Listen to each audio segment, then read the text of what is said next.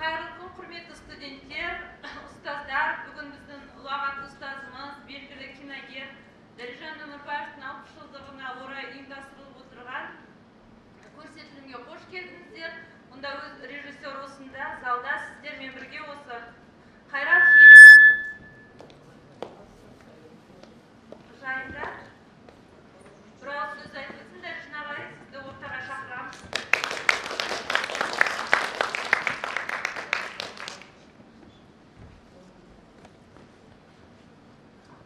Рахмет, мынау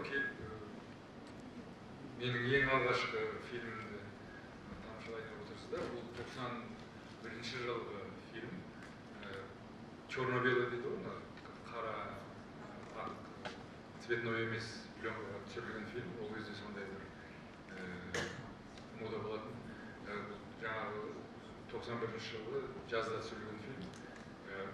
Бұл фильмде мен жағынан мүмкін өзімнің автобиографиялық бір сезімдерді, ойларды ішіне енгізген болуым керек. Бірақ енді негізгі қолымыз істейміз дегеніміз бұл жаңағы театрдан бөлек, театрдан киноның өзінің тілімен түсіруіміз келді. Бұл фильмде қалай қолымыздан келді ма келген жоқ, оны өздеріңіз айта аласыздар. Егер де фильмнен кейін бір сұрақтар туса, онда мен жауап беремін, жарайды ма?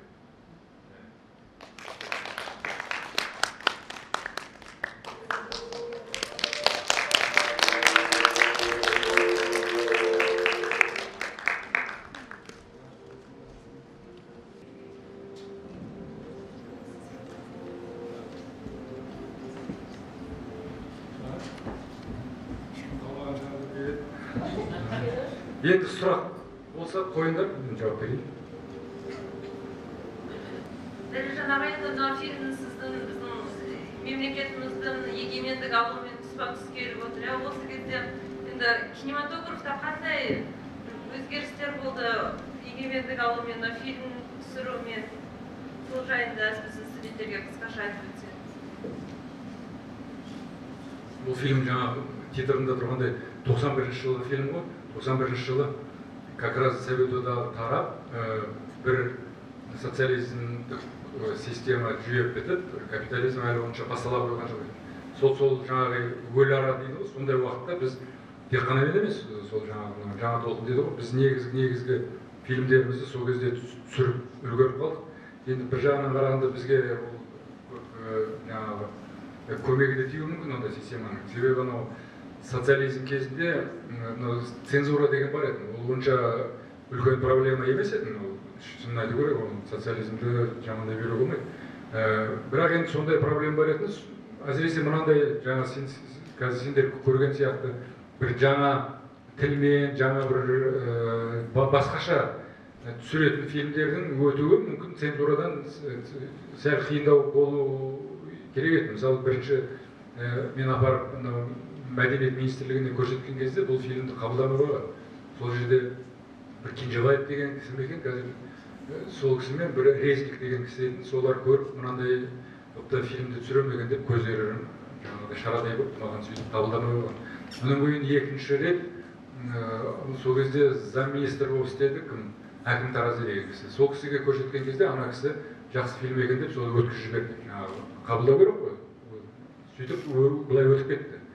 Ал бірақ енді қазіргідей мынау капитализмнің қысымы, мынау ақшаның қысымы, коммерция деген әлі келген жоқ еді.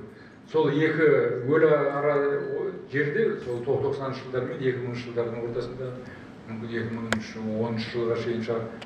Сол кезде біз үлгеріп қалдық. Бірақ енді біздің фильмдеріміздің негізгі бір несі, по крайней мере, менің фильмдерімнің негізгі проблемасы көрермен жоқ болды да. Біріншіден ол кезде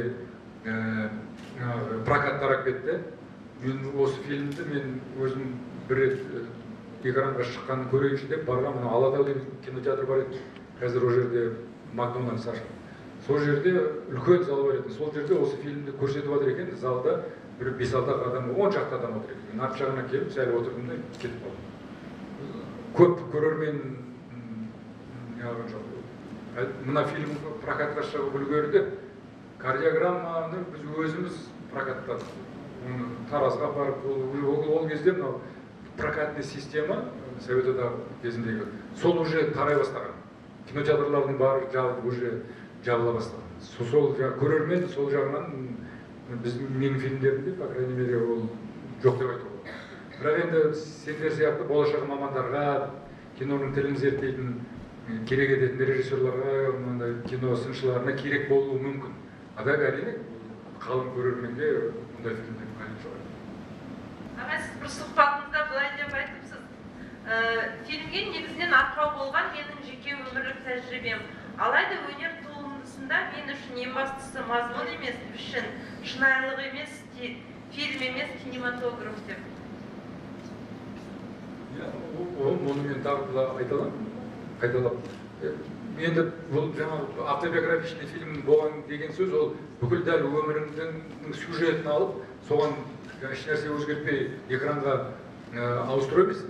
Негізгі нәрсе атмосфераны, сезіміңді, соны кіргізе алсаң фильмге, ол даже исторический фильм болуы мүмкін, фантастический фильм болуы мүмкін. Бірақ анау атмосферасы сенікі болса, сезім. Соны мен ойлаймын автобиографический. Сол жағынан келгенде, әрине мен мысалы мектептен кейін институтқа түсіп кеттім, мен мысалы емтиханнан құлап қалған жоқпын, түсіп кеттім. Жаңа жүргізуші болып автобус айдаған жоқпын. Бірақ ана сезім, жаңа сондай сезім жағынан автобиографичный деп айтуға болады. Ол жағынан жаңа кардиограмма оған қарағанда более автобиографичный, скорее всего. Мына фильмде енді біраз нәрселер әрине, мысалы мен мынау бірінші мамандығым Казгудың мен матфагында оқығам, сонда анау екінші жатақхана деген бар еді. Никольский рыноктың маңында, қазір де бар. Никольский, Космонавтов пен Масанчидің, Масанчи емес, Кирова, Виноградованың қиылысында. Сол жатақханаға барып түсірдім мен. Мысалы, сол жерде мен тұрғам, бірінші екінші курста. И сол жатақханаға барып түсірдім, жаңағы бөлмесін. Марат Иманбергенов деген художник жігіт еді қазір Астанада, сол жаңағы оформление істеген сол, а так соның ішінде мысалы бір бөлмеде бізде 4 адам тұрды. Қазір қайда менде? Сол жерде біз 4 адаммен тұрамыз. Сол жағынан да мысалы один к одному, да, ол автобиографичный деп айтуға болады. Жаңағы быт жағынан қарағанда. Мына ішінде кейбір совпадениялар бар, адам біртүрлі сен қалай сенерін, сенбесіңді білмейсің да. Мен анау сценарий жазған кезде, анау бас қаһарман жаңағы жігіттің келген жағын неғұрлым Алматыдан алыс болсын дедім да, шейін от фонаря Петропавловск деп жазсаған ғой. И оның автобустың ішінде мынау басты рөлде түскен Қайратты тауып алып, соны сұрасақ, ол Петропавловскта дейді. Қандай совпадение? Сәлеметсіз бе, киноңыз өте жақсы деңгейде шыққан, 91 жыл деңгейінде жарыққа шыққан екен. Жалпы қояр сұрағым, бұл кино арқылы жастарға, жалпы халыққа не берер едіңіз? Енді киноның да әртүрлі болады. Мысалы, жаңағыдай сенің айтып отқан сұрағым, ол халыққа арналған фильмдер түсіретін режиссерлар болады. Мен халықтың адамының, халқымды мен жарылқаймын деген сондай бір режиссерлар. Мен ондай режиссер емес, мен авторский режиссерлар болады, авторский киноның. Ол жаңағы, мысалы, есеп шығарған кезде, мысалы, математик менің бірінші мамандығым. Сен оны қазақ халқының адамын шығарам деп шығармайсың есеп. Ол анау қызық болады саған есеп. Басқа ешқандай не жоқ. Мақсат жоқ. Сол сияқты қызық именно осындай фильм түсіру. Сондықтан ол, бірақ ол халық болмаса да халықтың ішіне шыққан бір мамандарға керек болды. Сол жағынан керек болды. Ата халыққа арнап ешқашан мен кино түсірген жоқпын. Сіздің осы алдыңғы кездесуде де айтқаныңызда театрдан бөлек кино атты әлемнің процесінің бар екенін көрсеткім келді деп айтқансыз. Театр актерлерімен жиі жұмыс жасамайын дедіңіз. Сонда осы кезге дейін түсірілген фильмдеріңізде бірде-бір кәсіби театр актері ойналған жоқ па? Театрдан мен ешқашан актер алған емеспін, бірақ енді ол театрдан да алуға болады. Ол оның мамандығында емес. Анау түсірген адамыңды актер ретінде пайдаланасың ба, оның ойнаған өнерін түсіресің ба, немесе сол адамның өзін түсіресің ба? Вот проблема қайда. Мысалы, актер, театрдан шақырған адам, актер, ол тек қана актер емес, ол адам ғой. Ол мысалы үйіне барғанда әйелімен, бала шағасымен ол актер ретінде емес қой, ол адам ретінде не қылады ғой. біреумен төбелессе мысалы ол актер ретінде төбелеспейді, ол адам ретінде төбелеседі. Сондықтан кез келген актерді да адам ретінде түсіруге болады, бірақ ондай адамды актердың да табуға болады, театрдан да. Бірақ театрдың сыртынан тапсаң сәл оңайлау болады, себебі анау актердің өзінің бір несі болады, өнері болады да, әбден қанына сіңген. Содан құтылдыру өте қиын болады. Бір штамп деп болмайды, оның бір сондай бір өнерін, саған керек емес өнер ғой анау. Себебі ол жаман деген емес, ол басқа өнер ол. Сондықтан соның ананың өнерімен ананы айырып алу өте қиын болды. Ата түсіруге болады. Мен Досматованың түсірген, ол ендігі сәрсенбі күні түсіретін «Кардиограмма» деген фильм есімде, сол жерде ол профессиональный актриса ғой, бірақ енді ол театрда ойнадым, ойнаған жоқ білмеймін. Бірақ оны мен адам ретінде түсірдім да. Оның өнерінің қажеті жоқ. Театральный өнердің қажеті. Себебі киноның авторы режиссер ғой. Режиссердің өнері керек экранда. Ал мысалы сен сценарист бір тамаша сценарий жазып берсе, сен театрдан бір өте тамаша актерларды алсаң, тамаша оператор оны түсіреді, режиссердің өнері қайда? Мен ойымша талай біз тамаша фильмдер көріп жүрміз, соның ішінде көбісінде режиссердің өнері жоқ. Анау коллективный творчество жаңағыдай. Сценаристің тамаша өнері бар, актердің өнері бар, оператордың өнері бар, декоратордың өнері бар, костюмердің өнері бар. Режиссер ол жерде как ұйымдастырушы сияқты да. Театрды жаңағы титрді жазылады әрине, ол приз алуы мүмкін даже. Бірақ ол фильм, бұландай ішіне үңіліп қарасаң, ол фильм режиссер емес. Мысалы Американың мен Голливудтың фильмдері де режиссер жоқ. Олар ол жердегі режиссер деп жүргендер біз ана Скорсезе, олардың бәрі на самом деле олар продюсерлер. Ол сондай өнердің түрі ол. Оны мен жамандайын отқан жоқпын. Ол режиссер, мысалы сериалдар көрдіңіз ғой, Сүлейман деген бір сериалдар, тамаша сериалдар бар ғой, бүкіл халық көрді ғой. Оның ішінде режиссер жоқ қой. Сүлейманның режиссер кім? Айтыңызшы.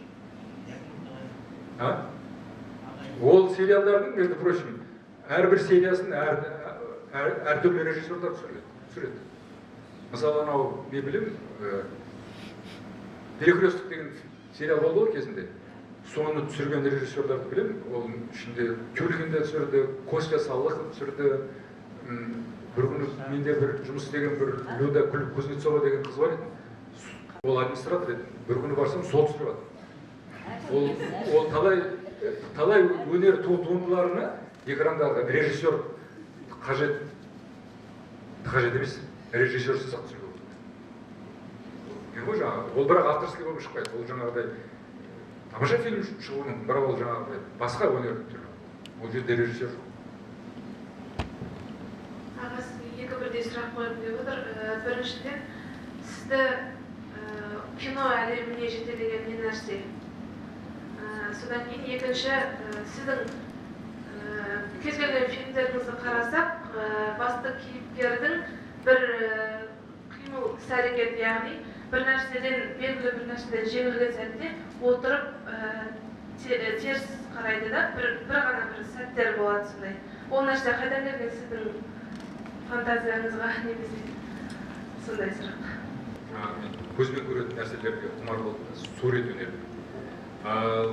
Ал жаңағыдай мизансцена ғой сен айтып отырған. Ондай кадрлар қайталанады, кардиограммада да, тағы бір фильмдерде. Бұл енді мен бұл туралы учебный фильм жасадым, қолданбалар деген. Әрбір режиссердің бір кадрлары болады, қайталана береді. Сондай қайталанатын кадр қой ол. Ол болған дұрыс деп ойлаймын. Демек ол авторский кино істейтіндер де болады. Ол адамның өзінің характерімен байланысты. Мен мысалы, мүмкін ол төбелескен кезде, мысалы, мен біреуді ұрмай, наоборот, жеңіліп қалуға надан болуы мүмкін. Содан болуы мүмкін. Ол адам характеріне байланысты. Менің фильмдерімде басты қаһарман, ол бір конфликттерге барады, бірақ ол біреуді ұрмайды да, кардиограммада да, мысалы, жеңіліп қалады. сол жағына байланысты, ол характеріне байланысты, мінезіне байланысты. Ол жігітті біз талай іздедік, анау 63-ші автобуспен бара жатқан кезде сол жаңағы әйелім екеуміз автобуспен бара жатқанбыз. Сонда жаңағы көрдім да баланы, жаңағы жігітті. Сөйтіп айттым жаңағы әйеліме, сен мына жігітпен түсіп қалды. Ол менің ассистентім еді, жұмада. Сөйтіп ол түсіп қалды да, анан кейін 1 сағаттан кейін ба келді біздің группаға. Айтады, ана жігіт жазып алған бар, Петропавловскта. Бірақ енді ол Петропавловсктан келгеннен кейін түсірген жоқпын, просто келді да, түрі, характері келеді.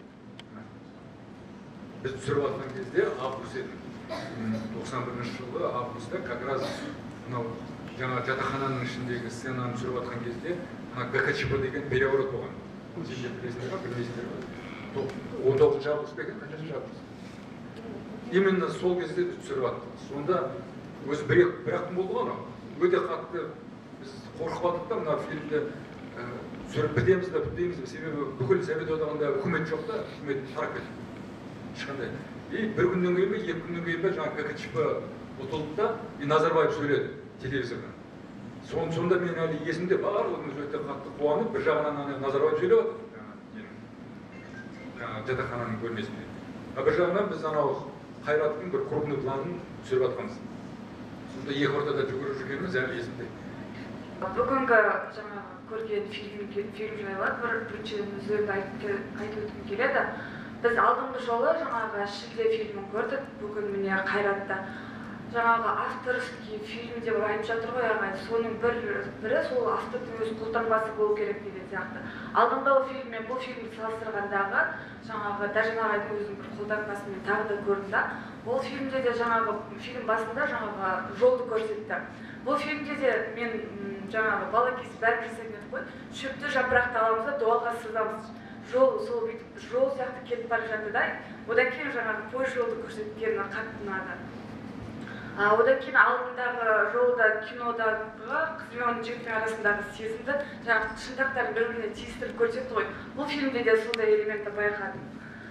Одан кейін киноны да, кинотеатрда. Сол жақта ұнады маған, бірден Дәжан ағайдың фильмі екенін байқауға болады. Одан кейін Дәжан ағай сізге қоятын сұрағым, осы кез келген адамның, режиссердің жыл сайын өзінің ойлары, идеясы, бұрынғы пікірлері өзгеріп отырады ғой. Сіз осы фильмдеріңіздің арасында бүйтіп қарап отырған кезде, алдыңғы фильмдеріңіз бен қазіргі таңдағы фильмдеріңіздің арасындағы өзіңіздің ойыңыздағы бір алшақтықтарды байқайсыз ба? Немесе бұрынғы идеяларыңыздың өте 180 градусқа өзгеріп кеткен тұстары болды ма сізде? Сондай бір байқаған кездеріңіз? Именно сенің осы сұрағына байланысты мен жаңағы учебный фильмдер жасағам. Жаңа байланың көмегімен қолтаңбалар деген соны 16 фильм құрастырдым.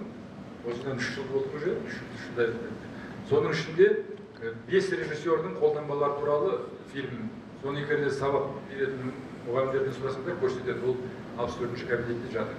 Соның ішінде әрбір режиссердің қайталанатын кадрларын бәрін бір-бірінен кейін тізіп, жаңағы соқырға таяқ ұстатқандай сондай көрсетеді.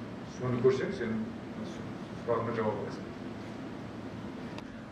Сіздің фильмдеріңізді көре отырып, бір басқаша фильм көрген сияқты, басқа бір әлем көрген сияқты болдық. Шынымды айтсам, сізге қоятын сұрағым, бір фильміңізді түсіргеннен кейін ол фильміңіз өзіңізге ұнай ма, қайта-қайта көргіңіз келе ме? Өзіңіздің фильміңізді. Тек қана мен емес, режиссерлардың көбісі, менің білуімше, өзінің фильмдерін көруді ұнатпайды, себебі мынаның кемшілігін көресің. Сондықтан өте қиын өзінің фильмін көру. Қателіктердің барлығын көресің. Сол түсіріп жатқан кезде мұны сұмдық шығарып қатырып жатырмын деп ойлайсың. Бірақ біраз уақыт өткеннен кейін сәл өсесің ғой, профессионалдық жағынан да, сол жағынан біртүрлі ыңғайсыз өзінің фильмді көру. Бірақ кей кезде көруге болады. Бірақ өте қиын көру. Өте қиын. Мына фильм туралы тағы есіме түсіп отыр. Бұл фильмді осында түсіргенде маған көп әсер еткен Вендерс деген немістің режиссердің «С течением времени» деген черно-белый фильм бар. Онда да жаңағы автомобильмен көп жүреді, 4-3 сағаттық фильм ылғи жүреді. Сол кісінің жаңағы Ленинград Репино деген ол кезде не бар еді, дом отдыха кинематографист союз бар кезінде, соған біз барғанбыз. Сол жерде көрдім жаңағы фильм. Менен басқа ешкім қалған жоқ, елдің бәрі шығып кетті мынандай түсірілім. Маған анау фильм өте ұнады, себебі мен сол жерде мынаны түсіндім. Мынау пойызбен, автомобильмен жүретін уақыт келген екен. Соны экранда көрсету керек екенін түсіндім. Біздің әлі осы уақытқа шейін әлі атпен жүр. Біздің кино талай кино. Менің ойымша ол дұрыс емес. Қазіргі адам атпен жүрмейді, қазір кім атпен жүр? Қазір автомобильмен жүр. Фильм бұдан жаңағы не шығады? Road movie деген осынан шыққан нәрсе. Жаңағы Wenders Road movie деген оның киностудиясының аты Road movie. Жолда түсірілетін ылғи қозғалыс. Соны жолды қозғалысын фильмде көрсетуге болады екенін жаңағы кісіден мен түсіндім. И еще жаңағы черно-белый фильм, жаңағы фильм. Сол черно-белыйға да түсіруге болатынын мен сол кезде түсіріп, соның әсері ойлаймын. Осы фильм әсері. Ағай, мен осы фильмді көріп шықтым да, енді елмен бірге бір байқағаным, бұл фильмді былай бір кейіпкер туралы қысқа метрлердің жинағы сияқты көрінді да маған. Өйткені мысалға бақылау тапсырып жатады ғой, Қайрат. Вот сол бақылауды тапсырып, шығып кеткен жердің өзі былай бөлек бір қысқа метрлі фильм сияқты болды да. Ары қаратай көре берген сайын сондай бір сезім пайда болды да менде. Бір адамның, осы бір кейіпкердің басынан өткен фильмдері қысқа болып, ақыры былай жинақталып, осылай толық метрлі фильмге айналып кеткен сияқты болды да маған. Осындай ойға келдім да. Ал сізге қойғым келген сұрақ ол. Осы шілденде көрдік, оған дейін мен өзім киллерді де көрген болатынмын, кардиограмманы көрген болатынмын. Осы сіз фильмдерді осындай бір қызық жерінде аяқтайсыз да. Осыған байланысты сұрағым осы. Неліктен сіз осы қызық жерінен аяқтайсыз фильмдерді? Бір қызық бір жеріне келеді да, енді не болады деген жерде фильмнің соңы деген титр басталып келеді да. Кезінде, мысалы өткенде айттым ғой, ана Хемингуэй деген жазушының сондай толығы болады екен. Ол жаңа жазып келеді да, бүгінгі жазатын мысалы 5 бет болса, сол 4 бетін жазады да, бір бетін қалдырып қояды екен ертең. Сонда ертең жұмысты бастаған оңайлау болады да, ана жаңағы моторды оталдыру оңай сияқты болады да, мүмкін сол сияқты қалдыратын шығар келесі фильмде мүмкін. Ал бірақ жаңағы анау новелла ол дұрыс, ол жаңағы сондай оның даже кейбір фильмдер бар. Толық метражды фильм деп есептеледі, бірақ талай новеллалардан тұрады. Мысалы, Элиор Ишмухамедов деген өзбектен шыққан бір татар жігіт бар, қазір Москвада тұрады. Соның фильмі бар, «Нежность и влюбленный» деген. Сол нежностьті көрсеңдер, оның ішінде кәдімгі жаңағы бөліп қойған аттары бар, новеллалар. Ондай 60-шы жылдар болатын, қазір азайып кетті. Ол мен ойым сондай фильмдер ұнайды. Себебі бұл жаңағы театральный драматургия, егер де бір жерден басталады да, бір уақытта завязка бола ма, конфликт болады, бір шыңына жетеді да, развязка болады да, катарсис болады. Ол мен ойымша театрға келеді, ол кино бойынша келмейді. Кинодағы киноның сценарийі мен ойымша жаңағыдай кішкентай нелер болу керек, новеллалар тұру керек.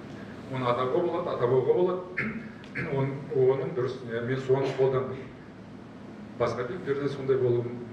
Біздің қазір көрген киномыз 38-дегі Дәрежанның қайратын көрдік. Ал енді осы 60 жастағы Дәрежанның қайраты жеңілуден қажып, яғни жеңуді үйренді ме, әлде осы жеңілуге ет үйреніп қалды ма? Ендіген кезде оның сұрағын терең сұрақ екен, бұл туралы ойлану керек. Мен мына жерде мен саған жауап бере салмаймын. Мен ойланайын, сен ендігі сәрсенбіде кардиограмма болады, сонда да джинглмен ұрылып қойған бала болады, сол кезде сұрақ мен ойланайын, жарай ма? Сізге осы келесі фильмнің тууына алдыңғы фильмдер себеп бола ма, әлде бір оқыс оқиға, идея қалай келеді, соны сұрағым келді. Өйткені сіздің фильмдеріңізде бір нақты, бір зұлымдық жайлы, немесе махаббат жайлы деген бір нақты тақырып жоқ. Объективно бүйтіп қарайтын темаларда көбінесе. Соны идея қалай келеді, қалай шабыт келеді, соны сұрағым. Қаржыдан сұрақты ғой. Дүниедегі ең оңай не деп? Ана кісі айтты, дүниедегі ең оңай ақыл айту деп. сондықтан мен мынандай сұрақтарыңа жауап бере аламын, бірақ айтуға болады, бірақ шын айтайын, білмеймін жауабын. Неге жаңағыдай кезде аяқтаймын, оны шын айтайын, білмеймін. Өзі солай болып шығады. Жауабым жоқ. Рахмет, әсіресе осындай кештерді ұйымдастырып жүрген мынау кафедраның, факультеттің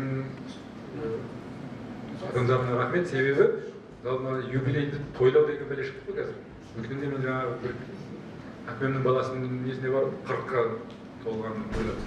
Қазір 60-ға келген менің жаңағы класстастарым тойлап жатыр. Мен ол нелерден тойлардан қашанда бір нәрсе, бір себебін тауып бармауға тырысамын. Бірақ кей кезде баруға тура. Себебі менің ойымша осындай тойлау керек. Қазір отырғанымыз, міне бұл жерде бір сендерге де қызық, маған да қызық. А тойда отырып, мен ана шын айтайын, қазіргі мына тойлар менің ойымша қызық емес. Бәрі бір-бір ұқсас. Отырады да жаңағы тамақ ішеді, бірінші тамақ, екінші тамақ, жаңағы сөздер айтылады. Енді әбден бір штамп болып кетті да, менің ойымша осындай тойлау керек сияқты. Сондықтан рахмет сізге.